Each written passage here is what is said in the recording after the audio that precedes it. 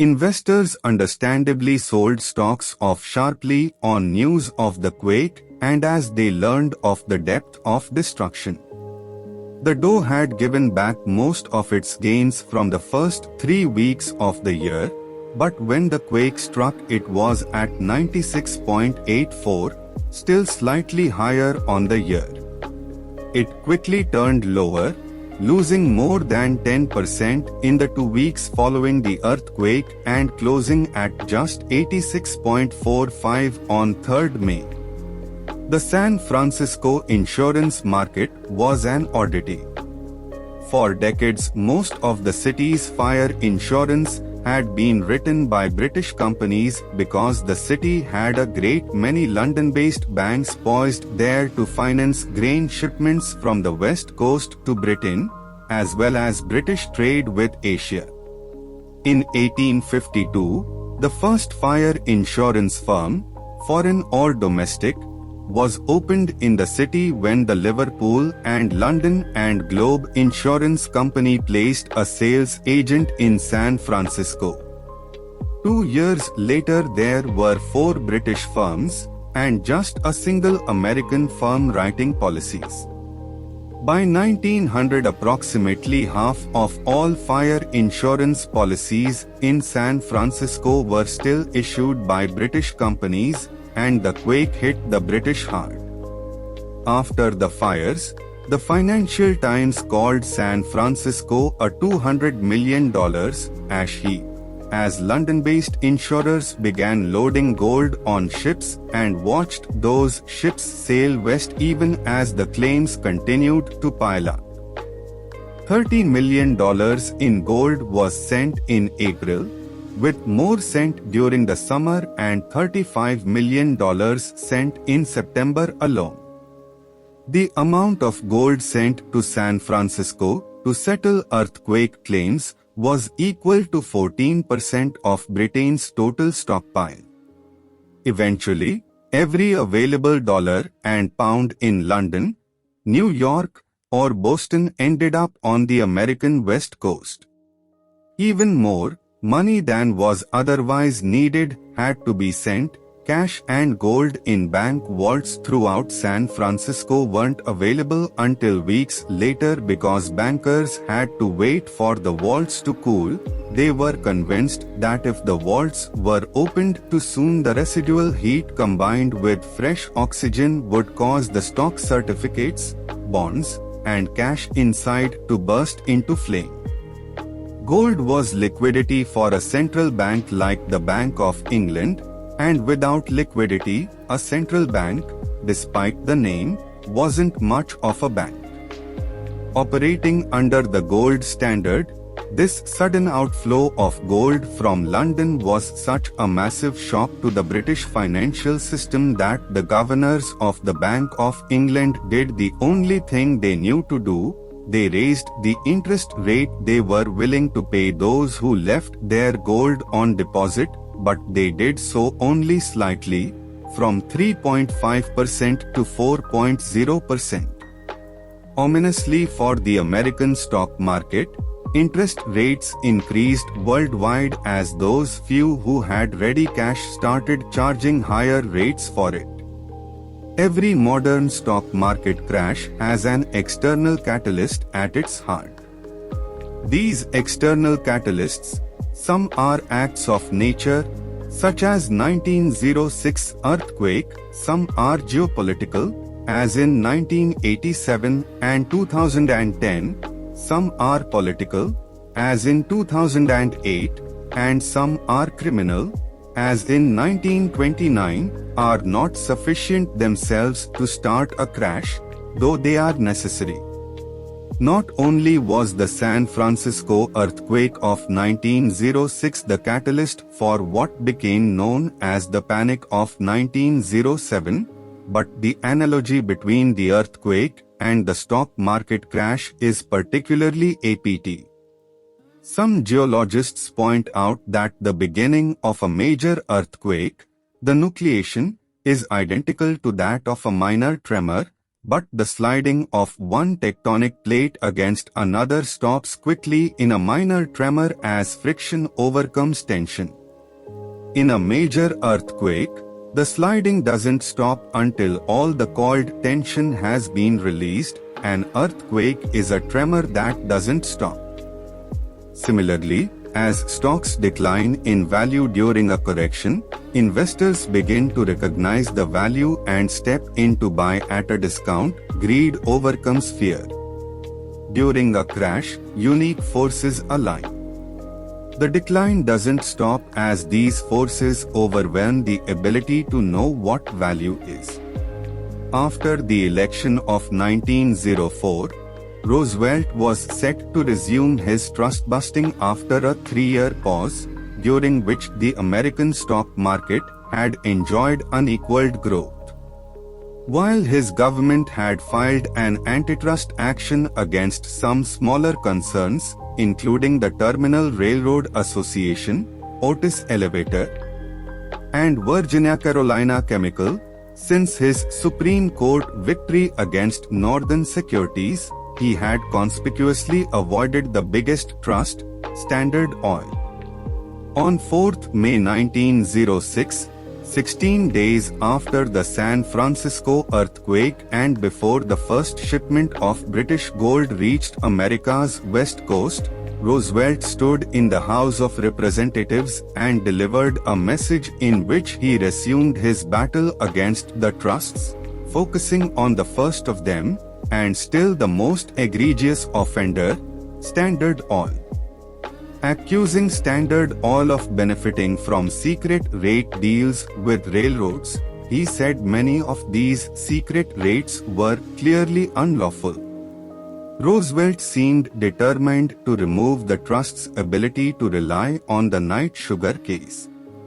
He would do so by pointing out that companies were evading the law by treating it as intrastate commerce, and therefore protected by night, what was really a part of interstate commerce and therefore fair game thanks to the Northern Securities decision. But then Roosevelt added that mere lawsuits weren't enough, and he called for Congress to confer on the Interstate Commerce Commission the power to impose its decisions at once, without review. While Roosevelt conceded that the ICC should be subject to the Constitution and might at times be guilty of injustice under his proposal, the injustice wrought by Standard Oil was far grosser and far more frequent. In other words, the Constitution should bend to Roosevelt's will because he believed his actions were less wrong than those of the men running Standard Oil. It was this sort of overreaching that led Joe Cannon, Republican Speaker of the House, to complain that the President had no more use for the Constitution than a tomcat has for a marriage license. Roosevelt began his attack on Standard Oil on 22 June 1906, when he announced that the company was officially under investigation. Roosevelt attacked on two fronts. On 27 August 1906, the U.S. government charged Standard Oil with 6,428 different violations of the Elkins anti-rebate law for accepting secret rebates on oil shipments that reduced the fare paid to about one-third of the published minimum rate. Each violation was punishable by a fine of not less than $1,000 nor more than $20,000. One headline announcing the charges trumped the potential fine of $128,560,000. The case was assigned to a judge who had just ascended to the federal bench. Kennesaw Mountain Landis was named after the Georgia battlefield Kennesaw Mountain, where his father had been wounded during the Civil War, although no one was ever able to explain away the difference in spelling between the names of the boy and the battlefield. As a young man, Kenny Landis detested formal education and left school at the age of 14, the age at which both James Hill and E.H. Harriman left school without consulting his parents. 2 years later, Landis learned shorthand and accepted a job in a stenographer's office, where he received his first exposure to the legal system. In 1887, the year he turned 21, Landis registered as an attorney despite having no formal legal education. He'd had no formal education of any kind in 7 years, as was the custom of the day. Still, Landis enrolled in the Cincinnati YMCA Law School in 1889, and the next year transferred to the Union College of Law, now the Northwestern University School of Law. Next for Roosevelt was to file suit in St. Louis on 15 November 1906, essentially demanding the breakup of Standard Oil, just as the government's anti-rebating case was nearing trial in Chicago. This second suit named John D. Rockefeller, his brother William, Henry Rogers, 4 other individuals, and 70 different corporations and partnerships, and sought an injunction prohibiting Standard Oil of New Jersey, as the holding company, from controlling any of its subsidiaries or paying dividends to any of the named individuals. In Landis' courtroom, Roosevelt was attacking the way Standard Oil made its money. In this second case, he was targeting the way it paid out those profits. On 11 October 1906, in an attempt to prevent the anticipated withdrawal of another £2 million sterling of gold, the Bank of England raised interest rates from 4.0% to 5.0%, and then just 8 days later to 6.0%, a rate seen only 3 times in the previous 20 years. The beginning of December saw the American stock market down 1.1% for the year, as higher interest rates started to weigh on valuations, and Roosevelt tried to talk the stock market higher while shifting any blame. In his State of the Union message on 3 December 1906, his first words were, "As a nation, we still continue to enjoy a literally unprecedented prosperity, and it is probable that only reckless speculation and disregard of legitimate business methods on the part of the business world can materially mar this prosperity." But the rebuilding in San Francisco was still sopping up capital, and in December Jack Morgan complained that it was interfering with the natural flow of money to New York to take advantage of high interest rates. On 18 December, Morgan wired colleagues in London that things here are very uncomfortable owing to the tightness of money. We are likely to have a stiff money market for some time to come. On Christmas Eve he wired again, warning of an undefined feeling that there is something wrong in New York. The Dow ended 1906 at 94.35, down 1.9% for the year and more than 8% below its high. Once the trial of Standard Oil v. United States began on 4 March 1907, lawyers offered a laundry list of defenses: that Standard Oil had been misled to believe that the rate it paid was the lawful rate, that the Elkins Act was unconstitutional because anyone had a natural, inherent right to make a private contract, that the route in question did not constitute interstate commerce, that instead of being indicted for each shipment, just 3 indictments to cover the 3 annual contracts should have been brought, and finally, that the offense, if any had occurred, was purely technical. Regardless of the defense, public opinion was against Standard Oil. As the proceedings slogged on, the stock market weakened, partly because the trial was thought to be going badly for Standard Oil and the railroads. On 14 March 1907, Landis ruled against a Standard Oil motion that the minimum rate they were accused of violating had never been published. That same day, an editorial in the New York Times asked why stocks were weak and said there was no obvious reason for the selling, explaining instead that conditions are surprisingly good. The Times answered its own question by pointing out that a reason is the discovery that the country's stock market values are no longer dependent solely, or even chiefly, upon economic factors. Rather, state legislatures simply passed edicts that railroads should reduce fares.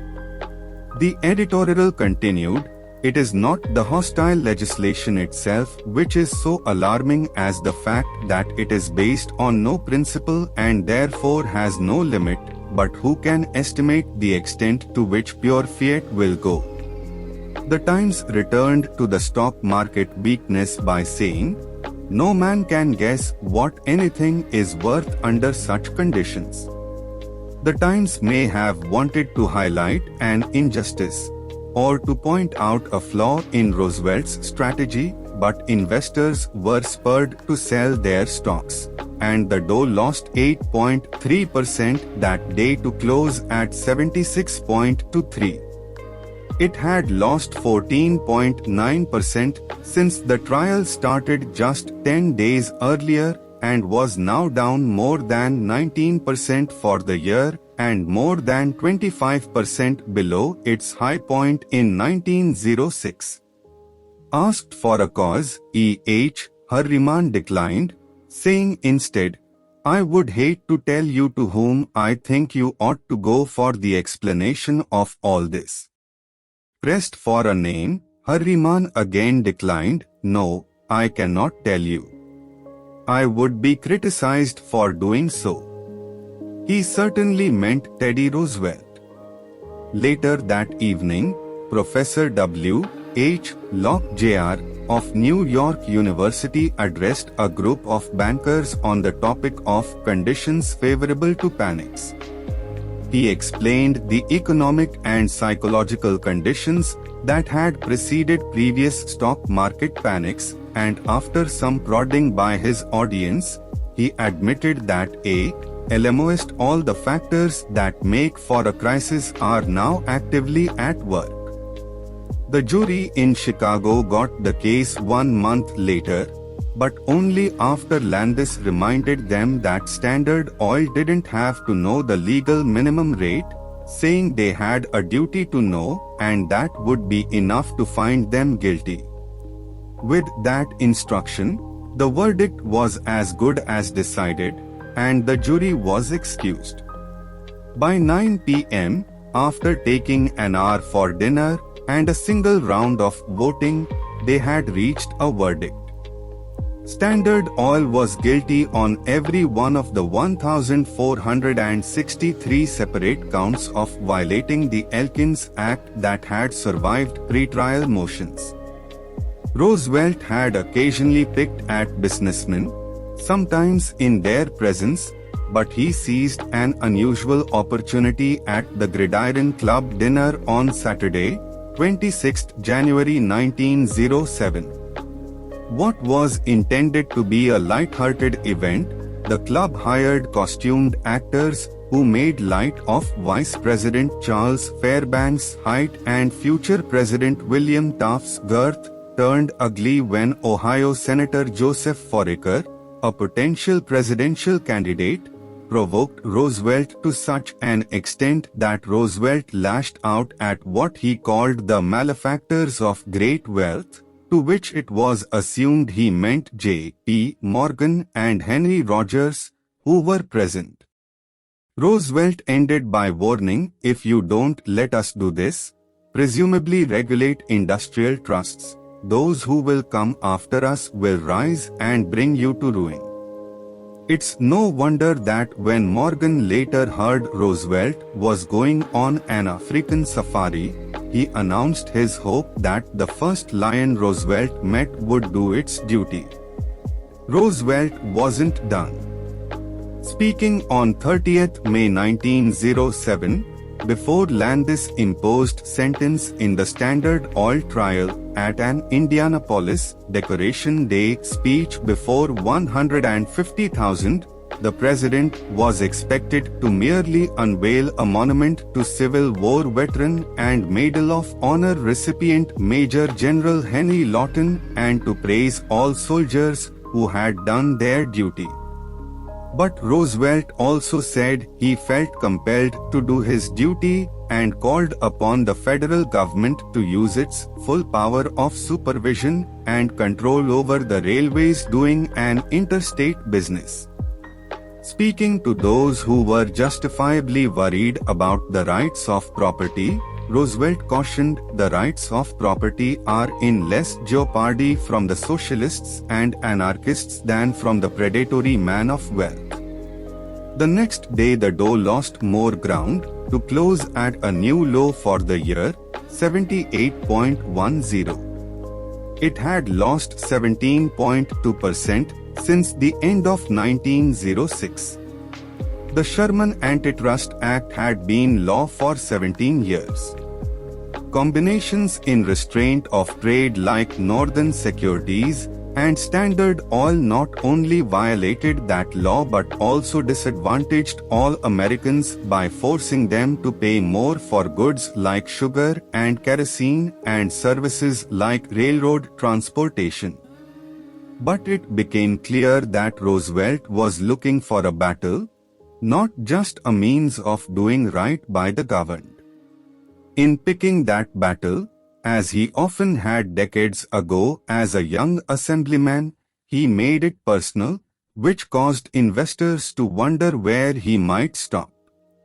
If he never stopped, the New York Times would have been right, no one could know what any stock was worth. Standard Oil continued to wait for Landis to impose his fine, but for Roosevelt, no amount would be high enough. On 8 July 1907, Charles Bonaparte, Roosevelt's new Attorney General and the great-nephew of the French Emperor, and Milton Purdy, Roosevelt's chief trust hunter, announced a new policy that they said would do more to bring the trusts to the bay than anything yet done by the government. In an attempt to bring the trusts into compliance with the law, the trusts would be issued injunctions that would be followed by the appointment of receivers, who would run the trusts in the way the government dictated. One newspaper called the policy a new line of warfare necessary because the infliction of fines was all that the government could obtain, and fines, while inconvenient, were not fatal. The government had created a policy of confiscation. The Dow, which had rallied as Roosevelt's predatory men of wealth speech faded, fell to 0.3% to 80.61 over the next 2 days and was now down 14.6% for 1907 to date. Roosevelt wasted no time. 2 days later, a New York Times headline declared that the war on trusts will open today, as Bonaparte and Purdy readied plans to file injunctions and demands that receivers be appointed immediately. Later that day, a suit was filed against 65 companies and 29 individuals, charging that the American Tobacco Company was an illegal combination working in restraint of trade. The Journal of Commerce spoke for many when it suggested on 12 July 1907 that Roosevelt was playing politics and his new line of warfare was calculated to raise apprehension and alarm in widely extended business interests of the country. It will throw into doubt and confusion calculations for the future in matters in which great corporations are concerned, and they are so widely and deeply concerned in the larger industrial and commercial operations of the country that it may have a paralyzing effect upon activities involving a large share of the capital and labor of the people. Nobody can tell where the line is to be drawn or where the trust-smashing process is to stop. The Dow lost 1.9% in July and was now down 16.4% for the year. When the court reconvened on 3rd August to hear Judge Landis impose sentence, he wore a light grey suit and a white carnation as a boutonniere. Despite the finery, Landis was brutal. Calling the defendants no better than thieves, he fined Standard Oil the maximum $20,000 per offense, a total of $29.24 million. He then shocked the courtroom by calling for a special grand jury to meet 11 days later to consider the facts as a criminal conspiracy that could result in jail for executives of both the railroad and Standard Oil. Roosevelt had already suggested this, but it was a new tactic from the judiciary, and it rattled a stock market that had gotten overextended during the fabulous performance in 1904, 1905, and the first months of 1906, and was now teetering due to the earthquake and the resulting spike in interest rates. The investors who had been buying heavily, the ones Jack Morgan had mentioned early in 1906, were already nervous. The Dow had finished 1906 little changed despite that outstanding start and closed at 78.48 on the day Landis read his decision, down 16.8% for the year. The verdict seemed to underscore the New York Times contention that no investor could know the value of anything if the rules were going to keep changing. John D. Rockefeller was playing golf when he heard the news, and he continued his round without commenting. But other investors were stunned, and predictably, the stock market weakened again. The Dow lost ground on 7 of the 10 days following the ruling, including a 2.9% loss on 12th August and a 3.8% loss on the 14th. In the 10 days after Landis imposed his fine, the Dow lost 11.2%, and at 70.32 was now down 25.5% for 1907. While the year was disappointing, the stock market remained 60% above where it had ended 1903, leaving stocks still fully valued and vulnerable to any weakness in earnings or further increase in interest rates. The market didn't realize it yet, but most of the important pieces were already in place for the panic of 1907. On 20th August 1907, Roosevelt went to Provincetown, Massachusetts, to lay the cornerstone for a Pilgrim Memorial. Strangely, with the stock market obviously weak, the president decided to again stick his thumb in the eye of Wall Street and take aim at the businessmen he thought were responsible for America's ills. The advanced version of Roosevelt's speech distributed to the press was benign, but as he was delivering his remarks he ad-libbed what he later called an amusing thing. The amusing thing was the return of the phrase he had used extemporaneously when so angry at the Gridiron Club event in January, this time suggesting that malefactors of great wealth had combined to bring about as much financial stress as possible, in order to discredit the policy of the government and thereby secure a reversal of that policy, so that they may enjoy unmolested the fruits of their own evildoing.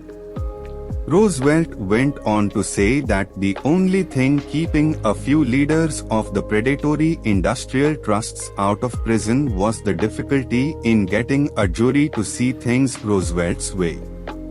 The Dow closed the day down 25.8% for the year. Fritz Augustus Heinz was completing his move from Montana back to New York City. He had been born in Brooklyn and educated in Germany and at the Columbia University School of Mines before moving to Butte, Montana, in 1889, at the age of 20. There he lived alone in a small log cabin while earning $5 a day as a mining engineer for the Boston and Montana Consolidated Copper and Silver Mining Company. Butte was the center of the country's copper mining when Heinz arrived, and with the introduction of electric lighting in 1882, J.P. Morgan's home at 219 Madison Avenue had become the first American home wired for electric light. The demand for copper for electrical wiring was exploding. After laboring as an engineer for 2 years, Heinz raised $300,000 and went to work for himself by leasing Butte's Estrella mine from one Jim Murray, considered, to that time, the shrewdest man in Butte. But Heinz was shrewder as well as unscrupulous, and all agreed that he was tough in an era when that really meant something. According to the terms of the Estrella lease, Murray would get all the Heinz mine that was more than 12.5% copper, while Heinz would be left with the remainder.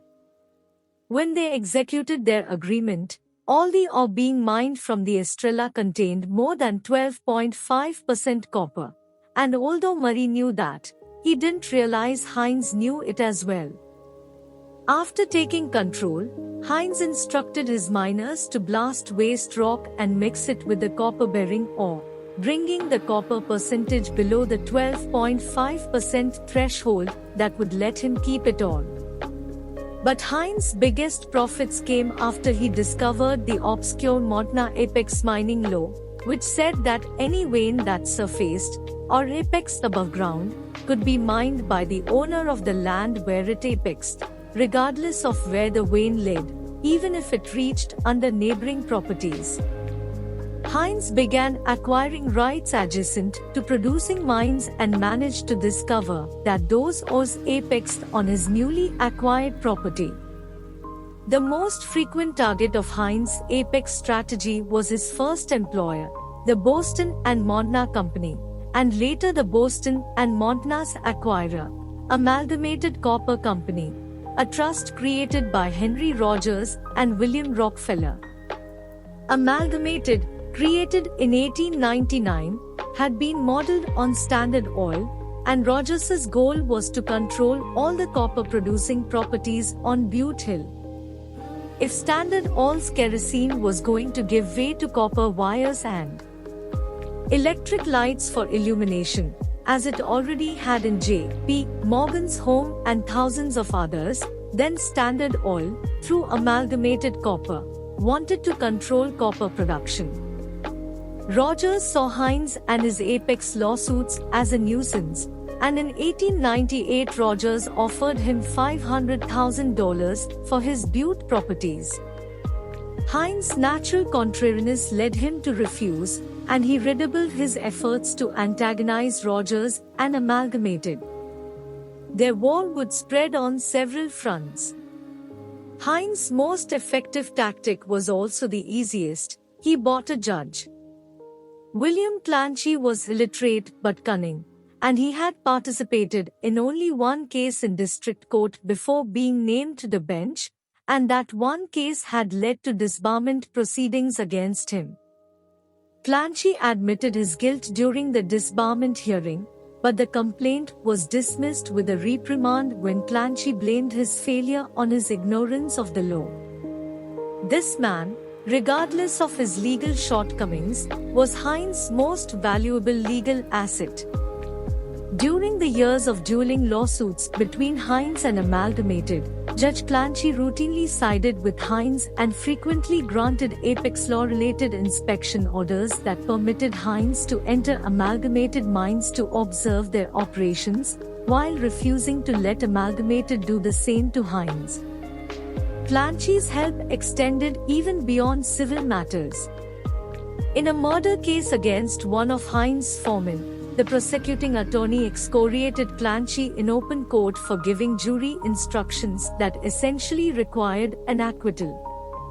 After Clancy's re-election to the bench, he was quoted as saying, "I've got these shuttle-headed, amalgamated lawyers where I want him now. I will fix him. I will make bumpin' posts out of him." Clancy proceeded to do just that, making Heinz an even bigger irritant to Amalgamated.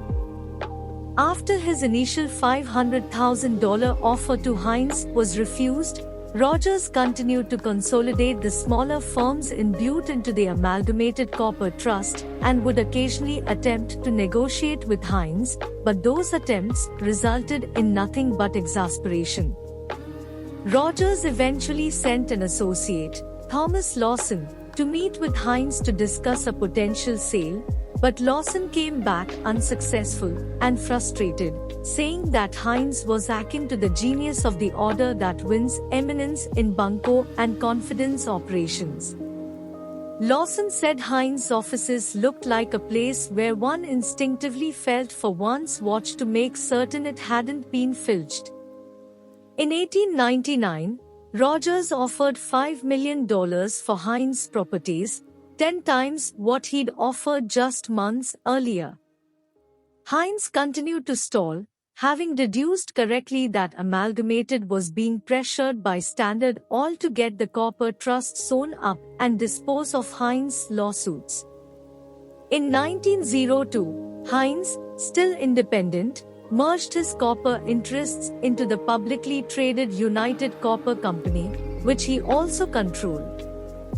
While rumors continued that Heinz was selling out to Amalgamated, he kept mining and smelting copper, filing Apex lawsuits, and remaining a thorn in the side of Henry Rogers. Finally, Standard Oil had had enough at just the moment its grinding power and financial resources, brought to bear through its ownership of Amalgamated, was eroding Heinz's ability to fight.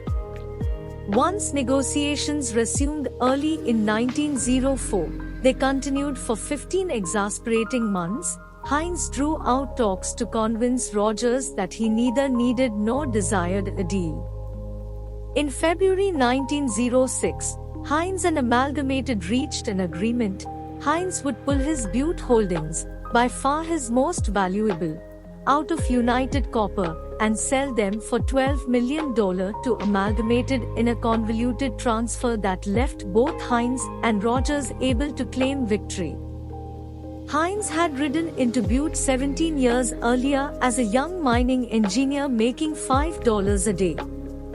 He headed back east with $12 million in cash and the publicly traded shell that was the United Copper Company.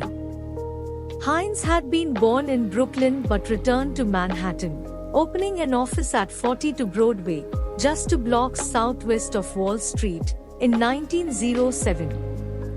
Heinz had settled near Wall Street because he wanted to do for finance in New York what he had done for copper mining in Montana. Heinz went shopping for a bank just at the time when weakness in the stock market had begun to spread. In 1907, branch banking wasn't yet legal, so bankers practiced what was known as chain banking. Charles Morse, an acquaintance of Heinz, was the king of chain banking, in which a little cash would be used to buy just enough stock in a bank to gain control. That stock would be used as collateral for a loan to buy just enough stock in a second bank to again gain control, and the stock in the second bank would buy control of a third bank, and so on, theoretically infinitely, creating a daisy chain of interconnected and dangerously leveraged banking relationships. By 1907, Morse was in complete control of 3 banks, had invested in 31 others, and was on the board of directors of 7. The Wall Street Journal commented that to control a group of these banks means to have access to the very throne of American financial power. Morse was more succinct when he said, "Banks mean credit, and credit means power."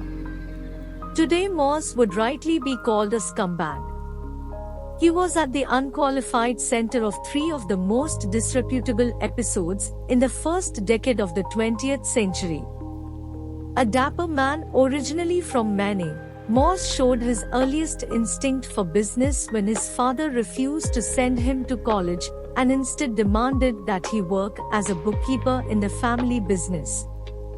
The generous salary of $1,500 was supposed to placate Morse, but he simply hired a cheaper bookkeeper to serve in his place and used the surplus to finance his education. Fritz Heinz, who had ready cash available but no influence, was drawn to Morse's method of gaining control of important institutions like New York City's banks. Heinz and Morse started working together, and at one point Morse took a stake in Heinz United Copper in exchange for shares in Morse American Ice Company, with the understanding that both would retain the shares for investment. As their joint business dealings grew, Morse convinced Heinz in February 1907 to purchase a controlling interest in the Mercantile National Bank, a bank founded in 1850 and in which Morse already owned shares. Heinz started buying shares of the Mercantile National early in 1907 at about $200 per share, but when it came to buying a bank, he displayed none of the patience and savvy he'd had when selling his copper mines. Eventually, he had to pay as much as $325 per share to gain control. In 1904, as Heinz was anticipating his return to New York, he paid $96,000 for a seat on the New York Stock Exchange and established his brothers Otto and Arthur in a stock brokerage business. Otto C. Heinz and Company had its offices across from Fritz's new office at 42 Broadway. With the purchase of Mercantile National Bank in 1907, Fritz Heinz was a fully fledged New York financier. At the close of 1906, United Copper had been trading at $70 a share, but by the following autumn it had fallen to just $40. All of the declines could be blamed on fundamental factors. As early as July 1907, the Wall Street Journal reported that demand for copper was 30 to 50% below that of the previous year, and accordingly, by October 1907, the price of copper was half of what it had been earlier that year. In an attempt to reverse the downward trend in the price of United Copper, Fritz's first move as a New York financier was to direct his brother Arthur to launch a stock pool. Arthur was to buy shares of United Copper, using as much borrowed money and as little of Fritz's $12 million in cash as possible, in an effort to lift the stock price. Since the shares Arthur bought were paid for with borrowed money, they had to remain on deposit as collateral with the brokers who had extended the loans. The pool was an extraordinarily risky play. If the price of copper kept dropping, if the value of United Copper shares kept falling, the brokers would demand more collateral in the form of cash from the Heinz brothers. Conceivably, if the share price of United Copper fell enough, the loans due could consume all the cash Fritz had received from Amalgamated. As October passed, prices continued to fall, and as the pressure increased, Otto and Arthur wondered if the nearly 50% drop in the price of United Copper wasn't due to something other than the weakness in the price of copper or the share price of other copper concerns, or the 28% year-to-date decline in the broad stock market. The brothers wondered if speculators were selling shares of United Copper short in a bet that the price would drop even further. In a short sale, A speculator borrows shares from an investor who owns them, then sells the shares in the open market. Eventually, the short seller will have to return to the open market, purchase the shares, and return them to the lender. Selling short is done with the expectation that the price paid to purchase the shares in the future will be lower than the price received when the shares are initially sold. The difference in price is the short seller's profit or loss. The risk in short selling is that the share price will rise after they have been sold short.